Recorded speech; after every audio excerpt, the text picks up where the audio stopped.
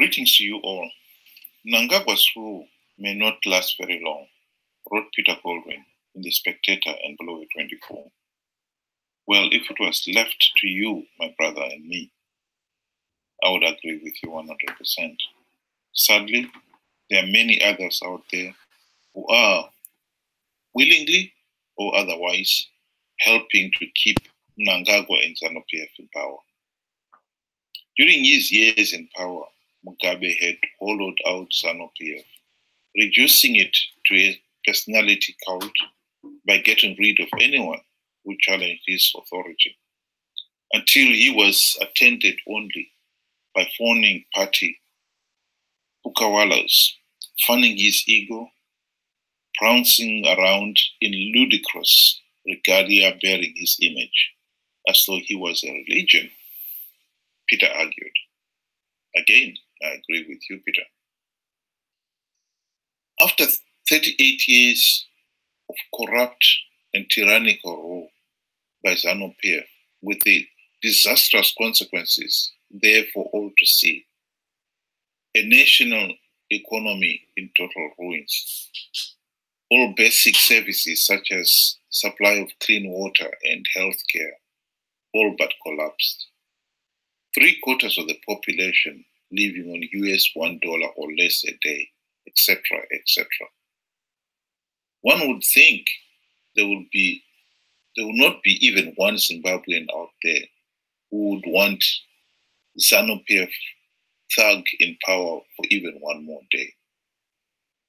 Zimbabweans would be extra vigilant to ensure that the July 2018 elections were free, fair, and credible, and that Zanu PF is put out of office.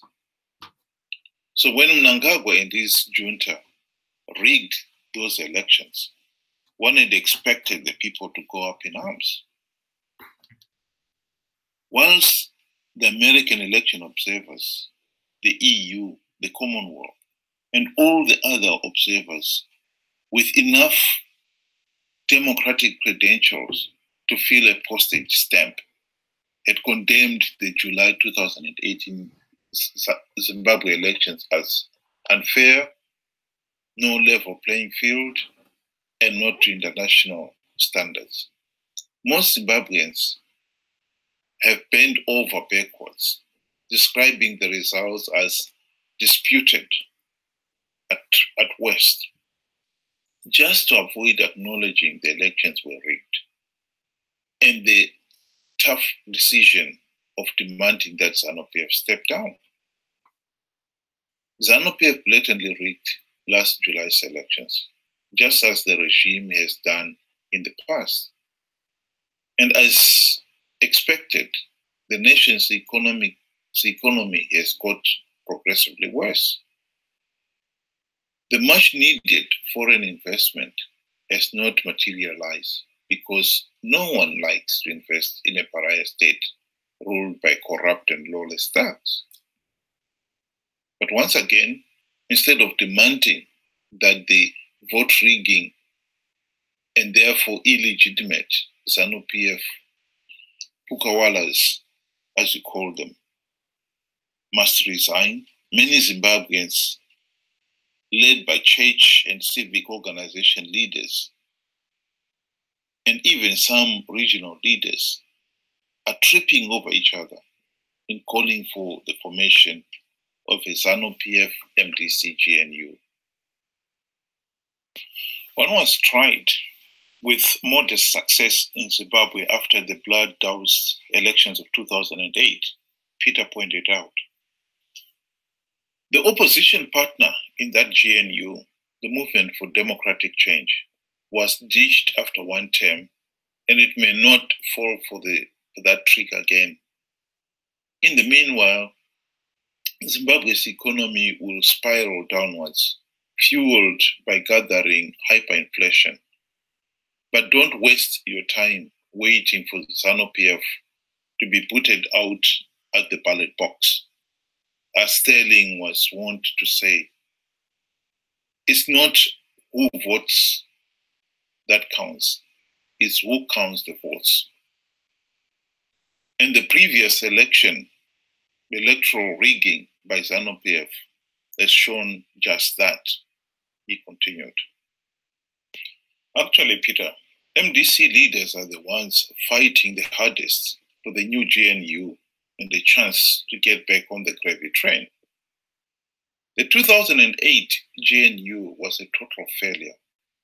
Not even one of the raft of democratic reforms agreed at the onset were implemented in the 5 years, and hence the reason Zanu PF was able to blatantly rig the 2013 and then last year's elections.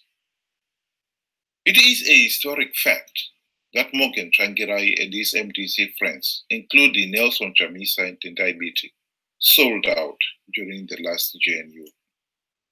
Mugabe bribed them with the trappings of high office, the ministerial limos, generous salaries and allowances, a 4 million Highlands mansion for Tsvangirai, etc., etc.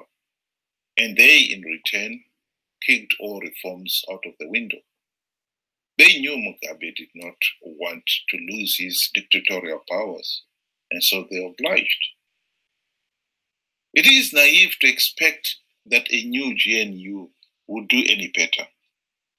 Indeed, all those calling for the GNU know Zanu PF thugs are corrupt, incompetent, and illegitimate, but will never dare even suggest it.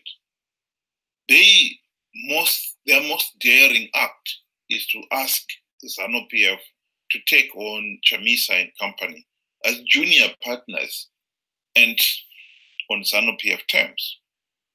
After 38 years of appeasing Zanu PF with disastrous consequences, and still the foolishness continues. Whilst Mnangagwa, the individual like Mugabe's days in power may be numbered, the same cannot be said of the rest of the Zanu PF punkah-wallahs. If these idiotic MDC and church leaders are allowed to have the final say, the punkah-wallahs will be ruling Zimbabwe for many, many more months to come. It is the idiotic death wish. Thank you for listening.